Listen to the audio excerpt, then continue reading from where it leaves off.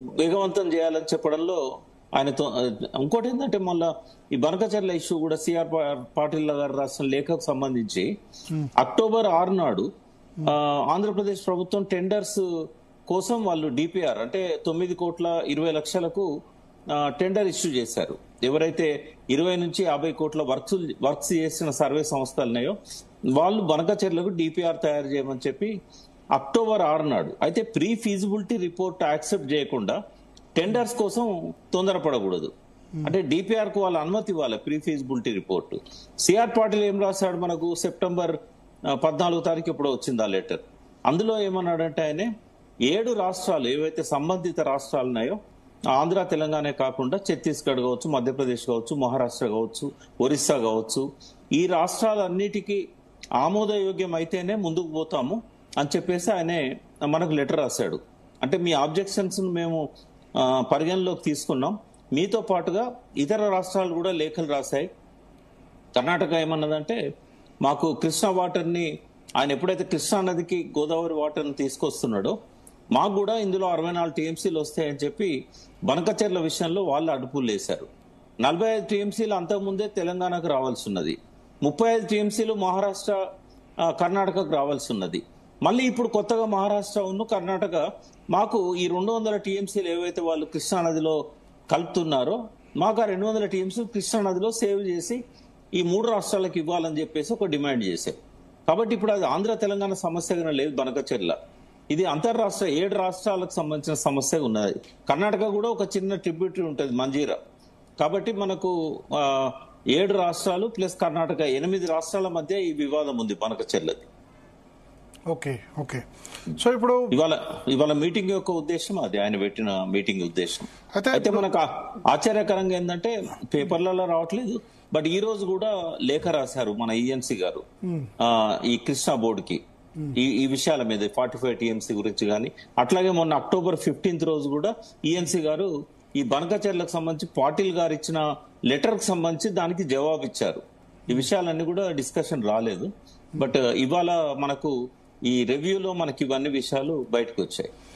So ఇప్పుడు ప్రభుత్వం last 2 years లో కాళేశ్వరం లేకుండానే, కాళేశ్వరం ప్రాజెక్టులో లింక్ 1 లేకుండానే వాటర్ సప్లై చేశాం, అసలు కాళేశ్వరం అవసరం లేదని చెప్పాలనుకుంది, చెప్పింది. మీరు చెప్పండి. చెప్పాలనుకుంది చెప్పిందని నేను అనుకుంటా. 2 సంవత్సరాలు చేయకపోవడానికి టీఆర్ఎస్ ఎంత మాట్లాడినా, మీలాంటి వాళ్ళు ఎంత మాట్లాడినా అట్లా చెప్పాలనుకుంది చెప్పింది. సరే, ఇప్పుడు ఎందుకు పంచాయతీ అని చేయిస్తుందేమో రిపేర్స్. అంటే ఈ సిబిఐ ఎంక్వైరీ తర్వాత ఈ ఎన్డీఎస్ఏ, పీసీ ఘోష్ కమిషన్ ఇవన్నీ జరుగుతున్నాయి కాబట్టి వాళ్ళు ఆ రిపేర్లు అనేవి చేయొద్దు అనుకున్నారు. ఎందుకంటే ఇవి ఉన్న విచారణ జరుగుతున్నంత వరకు కేసీఆర్ గారిని ఒక దోషిగా చూపెట్టే ప్రయత్నం రేవంత్ రెడ్డి గారు చేశారు. ఇప్పుడు ఏంటంటే ఇంకా ఆలస్యమైన కొద్దీ ఇప్పుడు ఈ సంవత్సరం 2 సంవత్సరాలు కూడా వర్షాలు పడ్డాయి కాబట్టి రేవంత్ రెడ్డి గారి మీద ఎఫెక్ట్ ఎక్కువ పడలేదు. మీరు అన్నట్టుగా మొన్న వర్షాలు చాలా ఆలస్యంగా రావడం వల్ల కొద్దిగా ఇబ్బంది అయింది.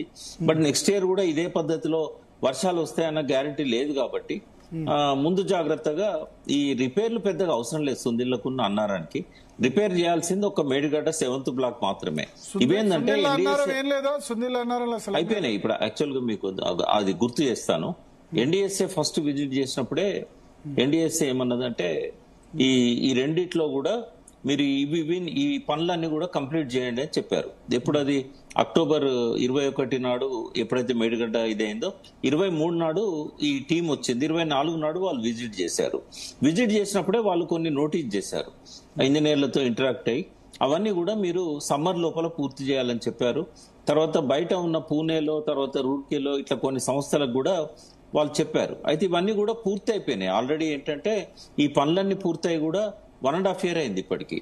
అయితే కొత్తగా మా ఎన్డీఎస్ ఏం చెప్పిందంటే కొన్ని గ్రౌటింగ్ టెస్టులు చేసి కొంత లోపల ఏమన్నా ఈ సీకెండ్ పైల్స్ అనే సిస్టమ్ వాడారు కాబట్టి బలంగా ఉందా, లోపల ఏమన్నా లీకేజెస్ ఉండే అవకాశం ఉందా పరీక్షలు చేయమన్నారు. అవి మాత్రమే పెండింగ్ ఉన్నాయి, మిగతా ఏది కూడా పెండింగ్ లేదు. అదొక 1 month పని. అది సమ్మర్ లోపల అది కంప్లీట్ చేసుకున్నట్టయితే రిపేర్లు అవసరం పడకపోవచ్చు. అక్కడ ఉన్న ఇంజనీర్ చెప్పేది ఏంటంటే ఆ సుందిల్లా అన్నారానికి ఇదివరకే చేసినాము, వాళ్ళు చెప్పిన రిపేర్స్ అన్ని, కొత్తగా ఏం అవసరం లేదు అని చెప్పారు. ఒకవేళ ఉన్నా కూడా ఆ ఏజెన్సీ సంస్థలది బాధ్యత అని చెప్పారు కాబట్టి వాళ్ళు చేస్తారు, దానికి ఇబ్బంది ఏం లేదు. మేడిగడ్డ దగ్గర మాత్రం ఒక బ్లాక్ మొత్తం పునర్నిర్మాణం చేయాలి. మరి ఎల్ఎన్టీ వాళ్ళతో మరి ప్రభుత్వానికి బెడిసింది కాబట్టి వాళ్ళు రూల్ ప్రకారం అయితే చేయడానికి లేదు. వాళ్ళు మా మీద బ్లేమ్ వస్తుందని చెప్పి మేము చేస్తామని చెప్పారు. బట్ ఇప్పుడు ఈ మెట్రో విషయంలో వీళ్ళకి వచ్చిన డిస్ప్యూట్ కావచ్చు, వీటన్నిటి కారణంగా ఇప్పుడు ఎల్ఎన్టీ ముందుకు వస్తుందా, వాళ్ళు ఎన్డీఎస్ఏ రిపోర్ట్ చెత్తబుట్ట దాఖలు చేయమని చెప్పారు, వాళ్ళు యాక్సెప్ట్ చేయలేదు.